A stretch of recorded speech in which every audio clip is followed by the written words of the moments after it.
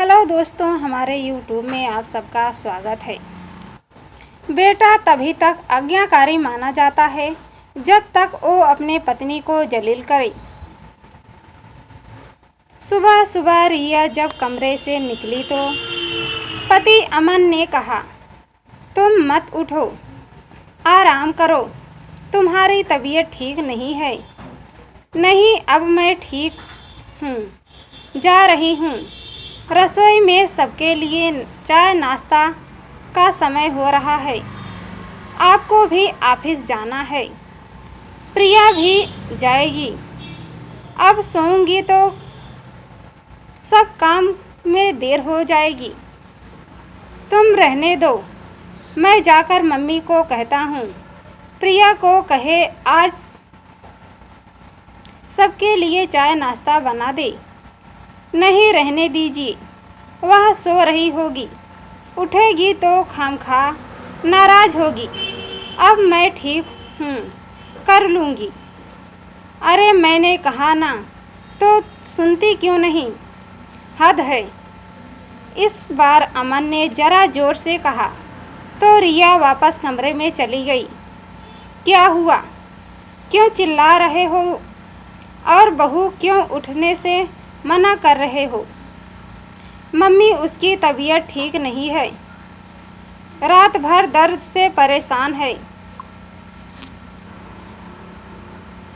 मैं भी नहीं सोया हूँ तो बोला कि तुम आराम कर लो, प्रिया आज चाय नाश्ता बना लेगी, तो सुन ही नहीं रही है। जाओ बोलो आप ही।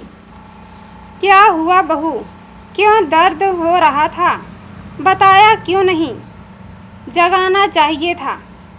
गैस बंद करके सासू माँ आई। गैस बन गया था क्या?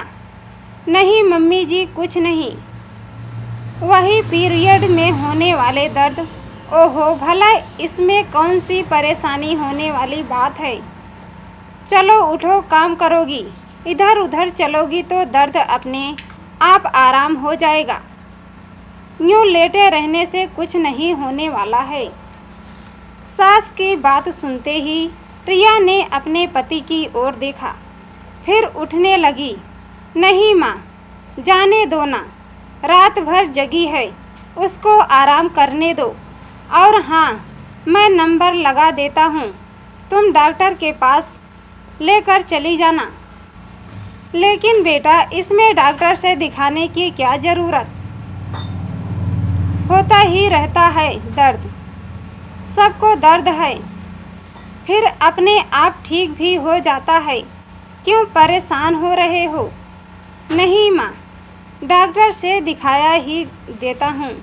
पिछले महीने भी बहुत दर्द हो रहा था, मैं तभी भी कहा था डॉक्टर से दिखाने को, लेकिन आपने मना कर दिया। दिखाने दीजिए, कहीं ज़्यादा कुछ हो गया तो परेशानी भी ज़्यादा और खर्चे भी। बेटे ने फिर कहा तो माँ चुप हो गई और कमरे से बाहर निकल बेटी प्रिया को जगाने चली गई। प्रिया तो पहले कुछ देर नहीं उठी, फिर उगते हुए बोली, मम्मी क्यों इतनी सुबह जगाया? नींद नहीं पूरी होगी तो पूरा दिन सिर में दर्द होगा। आप सब तो दिन में भी सो जाती हो। जाओ, सबके लिए चाय नाश्ता बना दो। भाभी की तबीयत ठीक नहीं है। क्या हो गया भाभी को? प्रिया ने आंख मलते हुए कहा। पता नहीं क्या हुआ, बोल रही है दर्द हो रहा था, रात में सोई नहीं।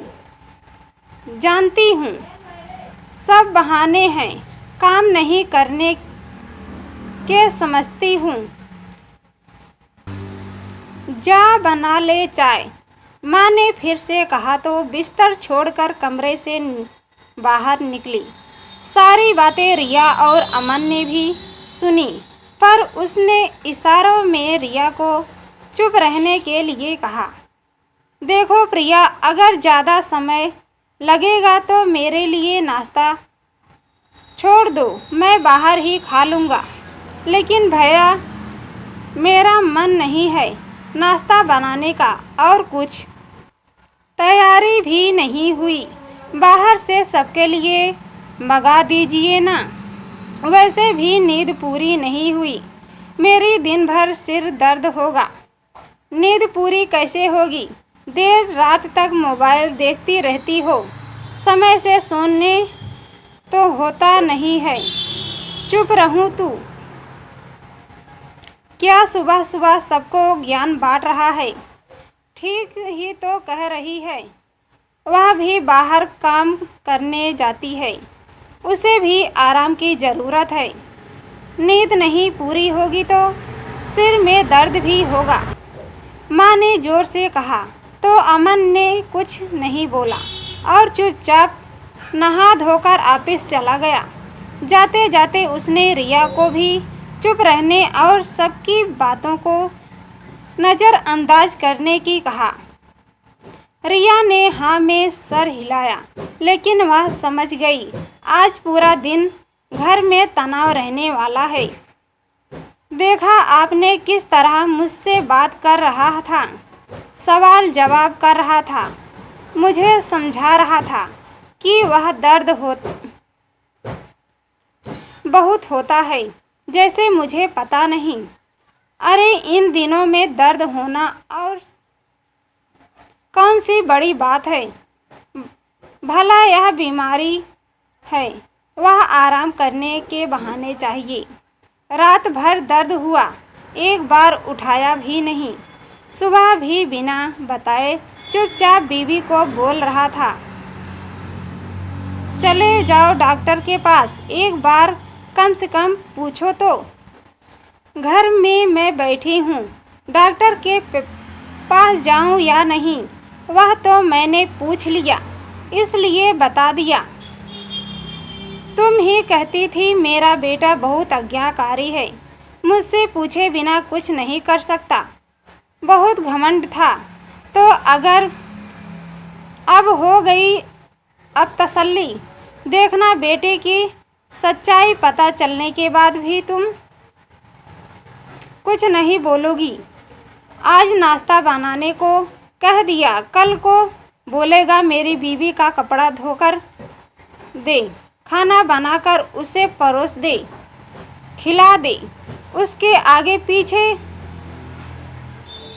कर मैं सब करती रहूँगी और चुपचाप देखती रहूँगी। प्रिया ने कहा, छोड़ो जाने दो, छोटी सी बात को क्यों इतना बड़ा कह रहे हो? मान लिया कि वह बहाने ही कर रही है, फिर भी यह दिन तुम चाय बना नाश्ता बना नहीं सकती क्या? क्या हो जाएगा? पापा ने कहा। सही तो कह रही है। आज एक छोटा सा दर्द बताया उसने, बस बीवी को आराम करने बोल दिया। वो कोई काम नहीं कर लेगी। माँ बहन भले ही कोल्हू के बैल की तरह लगे रहें, अगर आप इसी तरह मुंह बंद करके रखोगी तो देखिएगा यह दिन हम सबको नौकर नौकरानी बना लेगा। यह लड़का पता नहीं ब्याह होते क्या पट्टी पढ़ा दिया उसने, जो बोलती के हाँ में हाँ मिलाता रहता।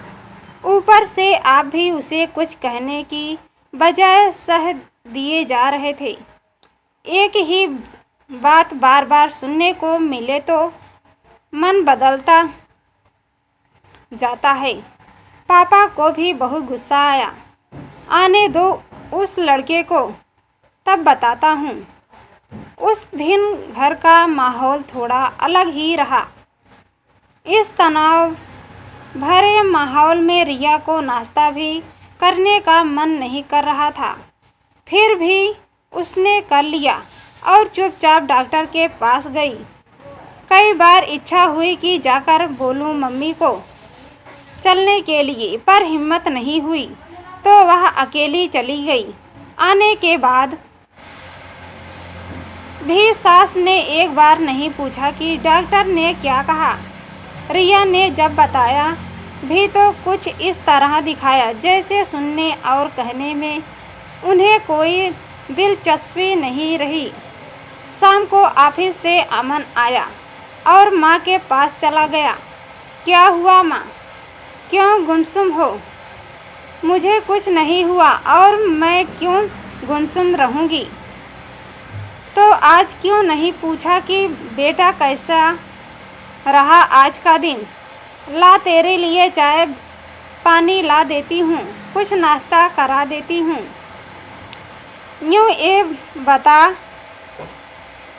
कि यहाँ क्यों आया? जा बहू के पास पूछ तबीयत कैसी है, दर्द आराम हुआ या नहीं। घर के लोग किस लिए रहते हैं? एक दूसरे की मदद करने के लिए ही। ओ आज्ञाकारी पुत्र, तू आजकल बड़ा आज्ञाकारी हो गया है। माँ को समझाने लगा। तुम्हारी माँ बेवकूफ़ है या मैं बेवकूफ़ हूँ जो मुझे दिखता नहीं कुछ? तुम्हारी बीवी जो नौटंकी करती है और तू जो उसकी गुलामी करता फिर रहा है। पापा, क्या आप पापा भी क्या कह रहे हो? कैसी बातें करते हो? और इसमें नौटंकी करने वाली क्या बात है? जब वह अपनी पत्नी को अनदेखा करे, उसकी बातों को अनसुना करे, उसे जलील करे। पता नहीं आप सबको ऐसा क्यों लग रहा है कि शादी होते ही मैं बदल गया हूँ, जबकि मैं आज भी आपका वही पहले वाला बेटा हूँ। आप सब भी बात सुनने वाले, समझने वाला और मानने वाला भी जरा भी नहीं बदला हूँ।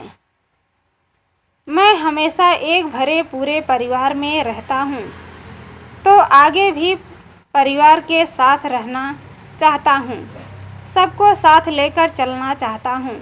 जैसे आप भी मेरे जीवन का भिन्न हिस्सा हो, वैसे मेरी पत्नी रिया भी है। आज नाश्ता बनाना पड़ा तो प्रिया भी कितना बोल रही थी, फिर भी माँ चुप रही। एक बार भी नहीं समझाया, न ही बोलने से रोका। यदि इस तरह व्यवहार होता रहता घर में तो ज़्यादा दिन शांति इस तरह व्यवहार होता रहा घर में तो ज़्यादा दिन शांति मुश्किल है। अगर है तो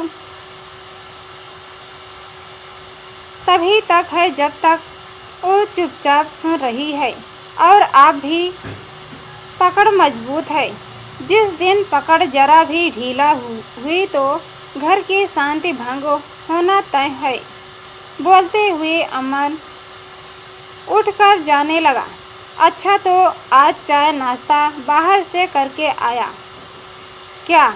माँ ने आवाज़ दी तो अमन मुड़कर माँ की ओर प्रश्न भरी नज़रों से देखने लगा। चल बैठ, चुपचाप चाय नाश्ता लेकर आती हूँ और इतना दिल पर मत ले। हो जाता है कभी कभी माँ बाप से भी भूल, तो इसमें इतनी नाराज़ होने वाली क्या बात है? हाँ बेटा, माँ सही कह रही है, मत नाराज़ हो। आप बैठ, दोनों बाप बेटा साथ में चाय नाश्ता करते हैं। पापा, मैं भी कहाँ नाराज़ हूँ, मैं तो बस आप दोनों की यही बातें सुनने का इंतज़ार कर रहा था। बोलते हुए पापा के पास जाकर गले से लिपट कर बैठ गया। माँ दोनों के लिए चाय नाश्ता लेकर आती है। दोस्तों, हमारी कहानी पसंद आए तो चैनल को सब्सक्राइब कर देना, बेल आइकन पर क्लिक कर देना।